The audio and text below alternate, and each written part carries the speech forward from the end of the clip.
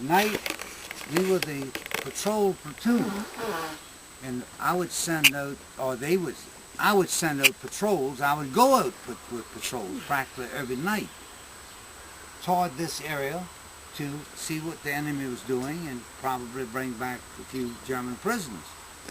That was our job. It was nothing unusual and nothing of value about it, except we needed to know what was going on. We wanted to keep them on their toes, to let them know that they just couldn't walk over us.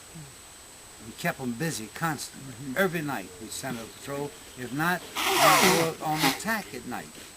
But this was our area, and if you picture it, my outpost line was just a few meters. Exactly where it was, I don't know. I can't tell you because things have changed. When I came out here in 1948, all this stuff was clear cut. And I had one hell of a time trying to tell my wife where we were to show her our position. But I finally figured out by the fact that we were overlooking Foy, we knew that was our position. We were the closest platoon next to Foy, over Foy. And as I say, our outpost line was extending out, plus our listening post. Listening post, one man. We changed over every hour because of the intense cold. It was just, the temperature was worse than the enemy. I'll never forget one night I went out on listening patrol because it was too cold to send anyone else out. I went out with one man, and it was so intense that night that I actually took my first aid kit that had morphine syrettes, and I stuck them in my legs to kill the pain. Of course, I never told my men that. I wouldn't. They may have done it themselves. They wouldn't tell me about it. But the weather was absolutely miserable, worse than the enemy. As a matter of fact, one night I was out on patrol with one of the men, listening patrol, and we were on a tree.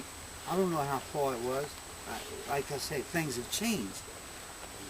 We had a tree burst out of nowhere. Maybe a mortar, maybe an artillery shell, I do not know. He asked me, was I hit? I said, no, I don't think so. Were you hit? No, I don't think so. He said, give me your hand. We were wrapped up in a old cover that we got at the barn, trying to keep some sort of heat between us. And he said, give me your hand. I reached down, and I felt this ooze. He had been hit, apparently. He had a artery cut, bleeding like a pig. So I grabbed him, brought him back to the line, and we took him to the aid station. We never saw him again. Well, after the war we saw him. But Stein was his name. But it was so cold you didn't even know you were hit. Okay, my friend, you on. Okay.